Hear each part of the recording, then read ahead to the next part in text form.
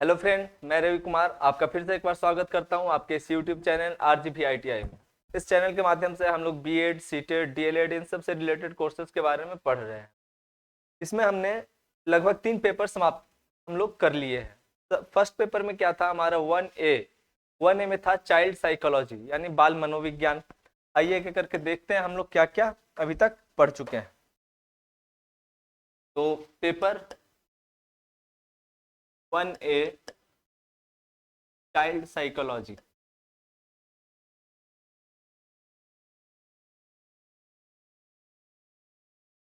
Paper 1B क्या था, child care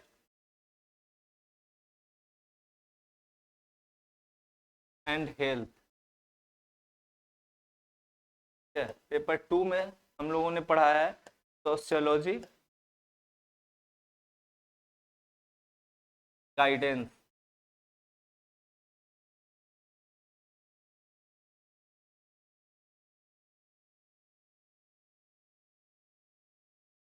guidance topic, ठीक है। और पेपर जो थर्ड था उसमें हम लोगों ने पढ़ा स्कूल ऑर्गेनाइजेशन। स्कूल ऑर्गेनाइजेशन,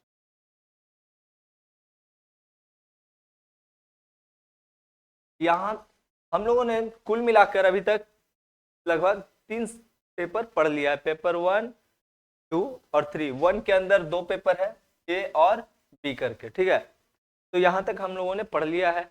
अभी क्या है कि आज के वीडियो में हम आपको ये बताने जा रहे हैं, इन सब से अलग, थोड़ा हटके, क्योंकि रेगुलर इस तरीके के वीडियो से हो सकता है आप लोग थोड़ा बोर भी हुए, तो थोड़ा अलग और इंटरेस्टिंग चीज आपको आज बताने का हम प्रयास करेंगे। उम्मीद करते हैं कि आप लोग गौर से देखिएगा और इसको समझने का प्रयास करिएगा। आज जो हम आप लोग को बताने जा रहे हैं वो है लेसन प्लान।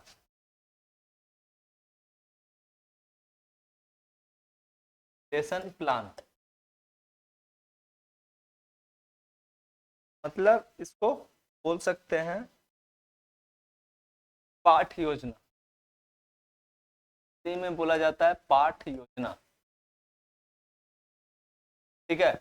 आखिर ये है क्या और इसकी क्या आवश्यकता है, इसको सबसे पहले हम लोग थोड़ा सा समझ लेते हैं। उसके बाद इसकी जो भी इसमें आवश्यक तत्व है उनके विषय में हम लोग जानने का प्रयास करेंगे। तो पाठ योजना क्या है? देखिए, किसी भी कार्य को करने से पहले हम लोग को कुछ एक प्लानिंग करना पड़ता है, कुछ अपना स्ट्रेटजी तय करना पड़ता है कि कैसे करना है, क्या करना है, वरना क्या है कि कार्य सही ढंग से नहीं हो पाता है। अब सोचिए, आप बच्चों को पढ़ाने जा रहे हैं, किसी भी क्लास के बच्चों को, चाहे आप एलकेजी, यूकेजी, 1, 2, 3 किसी क्लास के या 10th के बच्चों को पढ़ाने जा रहे हैं, आप विदाउट प्लानिंग जाइएगा वहां तो बच्चे को क्या पढ़ा पाइएगा? जब आप एक छोटा काम बिना प्लान का नहीं कर सकते तो पढ़ाना, किसी को टीचिंग करना, मतलब किसी को टीच करना, या कह सकते हैं किसी को कोई नए विषय पढ़ाना, क्या है? आप एक नए विषय के संबंध में आप बच्चों को बताने जा रहे हैं, विदाउट प्लानिंग अगर जाइएगा तो उसको सही से आप क्या वो सारे चीज बता पाइएगा या कुछ छूट जाएगा, इसकी आशंका रहती है। तो इन चीजों को क्या है कि कोई भी ऐसा जो है इंपॉर्टेंट चीज छूट ना जाए, कोई भी इंपॉर्टेंट पॉइंट बच्चों को जो बताना है वो छूट ना जाए, उसके लिए क्या होता है कि एक हम लोग को लेसन प्लान की आवश्यकता पड़ती है। कि क्लास ज्वाइन करने से पहले हम लोग का क्या है कि लेसन प्लान उसका करना आवश्यक हो जाता है। सपोज आज अलजेब्रा का एक टॉपिक पढ़ाने जा रहे हैं क्लास 6 में, क्लास 7 में, तो क्या है कि आपको सबसे पहले आपको क्या चाहिए कि एक लेसन प्लान, पहले उस पर एक प्लानिंग तैयार कर ले, उस लेसन का एक प्लानिंग करें और उसके बाद बच्चों को जाके बताना है कि हाँ भाई अलजेब्रा इस तरीके से होता है, उसका इंट्रोडक्शन वगैरह या जो भी, ठीक है। तो समझते हैं कि लेसन प्लान आप लोग समझ गए कि ये चीज क्या है। अब इसको बनाया कैसे जाता है उसके बारे में थोड़ा सा हम लोग देख लेते हैं। तो सबसे पहले जो इसमें जो होता है कि सबसे पहले अगर आप लेसन प्लान बनाइएगा, या फिर ऐसा भी है कि असाइनमेंट वगैरह बनाने के लिए होता है, खास करके बीएड के स्टूडेंट्स के लिए, डीएलएड के स्टूडेंट्स के लिए, ठीक है। एनटीटी वाले के लिए भी होता होगा लेसन प्लान बनाने का, और प्लान वो लेसन प्लान करके कॉलेज में सबमिट करना होता है, अपने इंस्टीट्यूशंस में सबमिट करना होता है। तो उसका क्या होता है कि आप किस तरीके से, आपका क्या फॉर्मेट होगा, किस तरीके से आप उसको बनाइएगा, उसको थोड़ा एक बार देखते हैं। तो सबसे पहले क्या होता है कि स्टूडेंट्स अपना नाम लिखेगा, उसका नेम क्या है, उसके बाद इधर लिखेगा स्कूल नेम, स्कूल नेम, फिर इधर आएगा डेट, ठीक है ना। डेट या यहाँ पर हम लोग क्लास रख सकते हैं, डेट उधर रख लेंगे। देखिए क्लास, क्लास के बाद क्या है, इधर इधर रख लेते हैं हम लोग डेट। बिल्कुल यही, बिल्कुल यही फॉर्मेट रहेगा, ठीक है, जैसा बता रहे हैं बिल्कुल ऐसा ही फॉर्मेट रहना है। फिर है सब्जेक्ट, कौन सा सब्जेक्ट आप पढ़ाने जा रहे हैं, और सब्जेक्ट के ठीक सामने इधर लिखिएगा टॉपिक, मतलब उस सब्जेक्ट में आप कौन सा टॉपिक आप पढ़ाने जा रहे हैं। उसके बाद आ जाता है पीरियड। पीरियड्स का मतलब क्या है कि कौन से क्लास में, है ना, फर्स्ट सेकेंड थर्ड जो भी है, और उसका ड्यूरेशन, इधर आ जाएगा ड्यूरेशन। इतना चीज तो आपको ये बताना ही है। तो बोल सकते हैं कालांश, में इसको कालांश बोला जाता है। बाकी सब, इन सब का हिंदी आप समझ रहे होंगे, लेकिन ये पीरियड जो है उसको हिंदी में कालांश, और इसको अवधि, यानी कितने समय का आपका क्लास था। 35 टू 40 मिनट्स, लगभग 40 मिनट्स का ही क्लास होता है। 40 मिनट से ऊपर का वो सीबीएसई नहीं बोलता है, उससे ऊपर का क्लास करने के लिए तो लगभग ड्यूरेशन 40 मिनट्स, या किसी किसी ऐसा होता है कि लंच टाइम तक का 35 मिनट्स का हर बेल है, और लंच के बाद 30 मिनट्स, तो वो ड्यूरेशन भी आपको मेंशन करना होता है। ड्यूरेशन इसमें बहुत बड़ा रोल ये करता है, क्यों प्ले करता है, क्योंकि जो ड्यूरेशन आपको मिलने वाला है क्लास में पढ़ाने के लिए, उसी ड्यूरेशन में आपको हर चीज मैनेज करना है। कितना चीज मैनेज करना है, आइए सबको एक एक करके हम लोग समझते हैं। इन सब के बाद क्या है, आप ये तो पहले आप सबसे ऊपर कॉपी में इसको मेंशन करिएगा अपने नोटबुक में। उसके नीचे आपको जो मेंशन करना है वो क्या है, इसके बाद जनरल ऑब्जेक्ट्स, यहाँ पे बताना होता है जनरल ऑब्जेक्ट्स, कि आप अगर सपोज अगर आप अलजेब्रा का टॉपिक पढ़ाने गए, ठीक है, सब्जेक्ट मैथ, सपोज सब्जेक्ट आपका मैथ है, आप पढ़ाने गए टॉपिक अलजेब्रा, तो जनरल ऑब्जेक्ट्स मतलब सामान्य उद्देश्य, ठीक है, आखिर ये क्यों पढ़ाया जाता है उसके बारे में बताइए। अलजेब्रा क्यों पढ़ा जाता है उसके बारे में थोड़ा सा वो वहां पे बताना होता है कि का फायदा क्या है, इसका आगे लाभ क्या होने वाला है, उसके बारे में बताइए। उसके बाद क्या है, जनरल ऑब्जेक्ट्स के बाद यहाँ पे फिर हो जाता है स्पेसिफिक, स्पेसिफिक ऑब्जेक्ट्स। अब देखिए ये होता है विशिष्ट उद्देश्य, विशिष्ट उद्देश्य। देखिए वहां पर क्या था कि आप पढ़ाए, वहां पे सपोज आप जो पढ़ाने जा रहे हैं अलजेब्रा, अलजेब्रा पढ़ाने का क्या लाभ है, या क्यों इसको, इस टॉपिक को पढ़ना आवश्यक है, उसके बारे में आप यहाँ पे बताइएगा।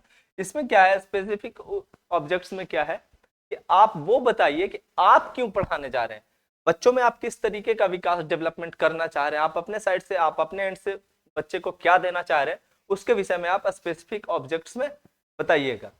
स्पेसिफिक ऑब्जेक्ट्स के बाद आ जाता है इसमें फिर बहुत सा छोटा छोटा फिर ये आ जाता है, एलिमेंट्स आ जाता है, क्या है कि पूर्व ज्ञान, विशेष उद्देश्य के बाद आ जाता है पूर्व ज्ञान। हाँ पूर्व ज्ञान को लिख सकते हैं हम लोग क्या, तो प्री नॉलेज, है ना, प्री नॉलेज। आपको पहले से क्या पता है उस विषय के बारे में, आपको क्या पता है उसके बारे में थोड़ा सा ये हो जाता है कि आपको मतलब टीचर को ये बताना पड़ता है कि आप इससे पहले कोई बच्चा, जैसे आप अलजेब्रा पढ़ाने गए, बच्चा क्या जानता है इससे पहले, क्या क्या वो टॉपिक जानता है, उसी टॉपिक से रिलेट करके, है ना, पहले के ज्ञान से जोड़ के, पूर्व ज्ञान से जोड़कर रिलेट करके आपको नया नॉलेज बच्चों को देना है। ऐसा है कि अगर आप पहले के नॉलेज से अगर आप नहीं ऐड करोगे, आप ऐसे रिलेट नहीं करोगे, तो बच्चे को समझने में काफी परेशानी होती है, फिर बच्चा समझना थोड़ा बच्चों के लिए मुश्किल हो जाता है। इसलिए क्या है कि पूर्व ज्ञान से पहले उनको रिलेट करना होता है। पूर्व ज्ञान के बाद है क्या, सहायक सामग्री, फिर लिखना होता है सहायक सामग्री। इसमें आपको बताना होता है पूर्व ज्ञान में कि आप कौन से उनके प्री नॉलेज से आप ऐड करके बता रहे हो, तो मल्टीप्लिकेशन, एडिशन, किसी भी चीज से आप उसको ऐड करके ही बताओगे ना कि हाँ ये होता है। फिर सहायक सामग्री, सहायक सामग्री इसको शॉर्टकट में तो लिखते हैं टीएलएम, और टीएलएम का जो पूरा नाम है वो है टीचिंग लर्निंग मटेरियल। मटेरियल अर्थात शिक्षण सहायक सामग्री, मतलब पढ़ाने के दौरान कौन कौन सा चीज ये आपके हेल्प में आता है, कौन कौन सा वस्तु, उसके बारे में लिखना है। जैसे चौक है, डस्टर है, स्टिक है, स्केल है, प्रिज्म है, जो भी आपको ये पढ़ाने के लिए यूज होने वाला है उसके बारे में आप लिखेंगे। ठीक है, सहायक सामग्री हो गया। सहायक सामग्री के बाद आपका जो हो जाता है वो है क्या, तो प्रस्तावना। प्रस्तावना क्या है, इसको थोड़ा सा आप लोग समझिए। प्रस्तावना, ठीक है, प्रस्तावना इसको प्रीफेस बोल सकते हैं। तो प्रस्तावना क्या है, ऐसा है कि क्लास में गए और जाते ही आप बच्चे से ये नहीं कह सकते कि आज पिछले क्लास में हमने क्या ये सब्ट्रैक्ट पढ़ा था, ऐड पढ़ा था, या कुछ आप बता दीजिए कि पिछले क्लास में हमने ये पढ़ा था, आज हम लोग अलजेब्रा पढ़ेंगे। ऐसा नहीं उसको कह सकते। ठीक है, पिछले क्लास से जुड़े हुए या पहले से जो बच्चा जानता है उससे जुड़ा हुआ आपको ना 3 से लेके 5 क्वेश्चन आपको करना है।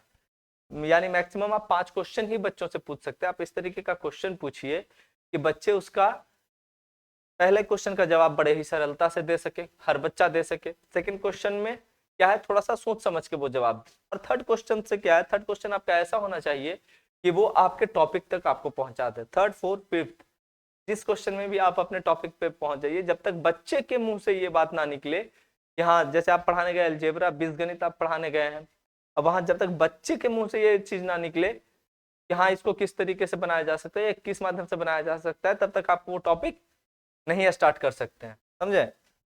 जैसे सपोज छोटा एक एग्जांपल से आप समझिए कि अगर 5 + 5 + 5 + 5, सपोज क्लास 2 या 3 का बच्चा है, 1 2 का कोई बच्चा है, तो आप उसको ऐसे करके दे दिए कि ये जोड़कर बताओ। ये आपने सिखाया है उसको, वो 4 टाइम्स ऐड करेगा और इसको लिखेगा 20। ठीक है, अब क्या है, इसमें प्रस्तावना में यही होता है कि आप बच्चे से पूछिए कि अगर 4 टाइम्स अगर 5 को ऐड कर रहे हैं तो इसको शॉर्ट में कैसे लिख सकते हैं। ठीक है, तो वो जब तक बच्चा ना बता दे कि इसको मल्टीप्लाई भी करके तो हम लिख सकते थे, तब तक आप उसको मल्टीप्लिकेशन नहीं सिखा सकते। यानी कि टॉपिक जो है, प्रकरण जो है, प्रस्तावना, यानी इस क्वेश्चन के माध्यम से, इसमें जो भी आप क्वेश्चन बच्चों से करेंगे उसके माध्यम से आपका जो है क्या, ये टॉपिक बच्चों से ही निकल कर आना चाहिए। जब बच्चा बोल दिया कि हाँ मल्टीप्लिकेशन होगा वहां पे, तभी आप मल्टीप्लिकेशन स्टार्ट कर सकते हैं। तो ये होता है प्रस्तावना का काम। ठीक है, फिर देखिए प्रस्तावना के बाद क्या आ जाता है, प्रस्तावना का क्वेश्चन आपका समाप्त हुआ, उसके बाद आ जाता है उद्देश्य कथन। उद्देश्य कथन, ठीक है, आप ये क्यों पढ़ाना चाहते हैं, इसके क्या लाभ है, उसके बारे में आपको इसमें बताना होता है। आपका उद्देश्य क्या है ये टॉपिक पढ़ाने का, उसके बारे में आप इसमें पहले ही मेंशन कर देंगे। उसके बाद आता है प्रस्तुतिकरण। अब आप क्या है, अब आप उसको बताना स्टार्ट करिए कि हाँ किस तरीके से ये सीखा जाता है। आप उसको प्रस्तुतिकरण करिए, प्रेजेंटेशन। ठीक है, तो लिख सकते हैं प्रेजेंटेशन, प्रेजेंटेशन। ठीक है, तो अब आप उसको बताइए कि हाँ कैसे आप ये करना है। अब आप अपना वहां क्लास के अंदर अपना क्लास अब स्टार्ट कर सकते हैं, अपना टॉपिक अब आप स्टार्ट कर सकते हैं बच्चों को बताना। अब जब ये हो गया, उसके बाद आप बच्चों से पूछिए बोधात्मक प्रश्न। बोधात्मक प्रश्न क्या है, इसमें क्या है कि आप बच्चों से पढ़ाई के दौरान कुछ प्रश्न पूछते पूछते और उनसे जवाब लेते हुए आप उसको आगे सिखाते जाइएगा। और जब बोधात्मक प्रश्न समाप्त हो गए, मतलब आप समझ रहे हैं कि हाँ बच्चा समझ गया ये टॉपिक, आप जो भी टॉपिक बता रहे थे वो अगर क्लियर हो गया, अब क्या है, अब आपको उसके बाद पुनरावृत्ति। पुनरावृत्ति, पुनरावृत्ति में आप यानी रिवीजन, इसमें क्या है कि आप भी जो बच्चों को बताए हैं उससे रिलेटेड कुछ क्वेश्चन आप बच्चों से पूछ लीजिए, वो बता पाता है या नहीं बता पाता है। ठीक है, ये हो गया बोधात्मक में। आप इसको एक बार रिवाइज करवा दीजिए, रिवीजन हो गया। और रिवीजन के बाद क्या है, रिवीजन के बाद आपको श्यामपट्ट कार्य। ठीक है, इसमें फिर क्या है, श्यामपट्ट कार्य में, श्यामपट्ट कार्य, इसके अंदर आप ब्लैक बोर्ड पे बुला के बच्चे को, बोर्ड पे बुला के आप बच्चे को क्या करिएगा कि आप उससे कहिए कि एक क्वेश्चन या एक दो इजी क्वेश्चन उसको दीजिए जो वो सॉल्व कर सके, या आपने जो सिखाया है उसके हिसाब से आप उसको एक क्वेश्चन बुला के बनवा सकते हैं। अगर वो बनाने में सक्षम है, मतलब आप जो टॉपिक आज पढ़ाया वो उसके लिए लाभदायक सिद्ध हुआ। उसके बाद क्या है कि कक्षा कार्य, फिर अगर वो बच्चा बना लेता है, बच्चा लोग अगर को सॉल्व करने में कैपेबल है, तो फिर क्या है क्लास वर्क दीजिए, कुछ 2-4 क्वेश्चन दे दीजिए कि अब आप लोग अपने कॉपी पे बनाइए। उसके बाद है निरीक्षण कार्य। फिर है निरीक्षण कार्य, मतलब अब अगर बच्चा, अगर आपने जो दिया क्लास वर्क करने के लिए, तो उसके बाद क्या है आप कॉपी तो देखेंगे ना कि बच्चा बना रहा है या नहीं बना रहा है, क्या कर रहा है, कैसे बना रहा है, तो निरीक्षण कार्य। और जो सबसे लास्ट में आता है निरीक्षण कार्य के बाद, वो आता है गृह कार्य। अगर आप संतुष्ट हो गए कि हाँ हमने जो टॉपिक आज पढ़ाया है वो बच्चों को सही ढंग से समझ में आया, तो अब आप लास्ट में उसको क्या है होमवर्क दे सकते हैं। तो चलिए इन सबको थोड़ा सा एक बार देखते हैं इन शॉर्ट, क्या कहाँ से स्टार्ट हुआ है। तो देखिए सबसे पहले हम लोग को क्या करना था, सबसे पहले हम लोग को करना था क्या कि नाम, name, school name, class, date, subject, topic, periods, duration, है ना, ये सब करते हुए फिर जनरल ऑब्जेक्टिव्स, स्पेसिफिक ऑब्जेक्टिव्स, फिर प्री नॉलेज, टीएलएम, प्रीफेस, है ना, देश कथन, प्रेजेंटेशन, बोधात्मक प्रश्न, पुनरावृत्ति, श्यामपट्ट कार्य, कक्षा कार्य, निरीक्षण कार्य और अंत में गृह कार्य। इन सभी मेथड से होता हुआ हमारा लेसन प्लान प्रिपेयर होता है। इन सभी तत्वों को एक लेसन प्लान में शामिल करना होता है, तभी वो लेसन प्लान सही रूप से सफल माना जाता है। तो उम्मीद करते हैं कि आप लोग ये जो लेसन प्लान जो टॉपिक था आप लोग सही से समझे, नहीं समझे तो वीडियो को 1-2 बार 3 बार करके देखिए और थोड़ा समझने का कोशिश करिए। अगर फिर भी ना समझ में आए तो आप कमेंट बॉक्स में बताइए, इसको थोड़ा और बेहतर तरीके से हम नेक्स्ट वीडियो में भी बताने का प्रयास करेंगे। अगर जहां किसी को परेशानी हुई तो उसके हिसाब से इसको बताने का प्रयास करेंगे। और आप लोग क्या है कि अब एग्जाम के लिए आप लोग अभी से तैयारी स्टार्ट कर दीजिए, और लेसन प्लान खुद के लिए लेसन प्लान करने का प्रैक्टिस अभी से स्टार्ट करिए, ताकि क्या है कि जब आप टीचिंग में जाइए, आपको बीच बीच में भेजा जाता है 10 दिन, 15 दिन, महीने दिन के लिए स्कूल में पढ़ाने के लिए, उस दौरान आपको परेशानी ना हो और आप लेसन प्लान बना के आप आपको वहां जाना होता है। बाद में वहां अगर आप क्लास में गए, पढ़ाए, तो हर दिन आपको लेसन प्लान के ऊपर फिर वहां के प्रिंसिपल से सिग्नेचर लेना होता है। तो आप अभी से इसके लिए प्रिपेयर हो जाइए, अभी से बना के इसका प्रैक्टिस करिए, ताकि आगे आपको कोई ज़्यादा परेशानी ना हो और आप सही ढंग से इसको बना सकें। ठीक है, आज के लिए इतना ही, और उम्मीद करते हैं कि आपको ये चीज़ें समझ में आई होंगी। तो हमारे वीडियो को लाइक, शेयर और सब्सक्राइब जरूर करें।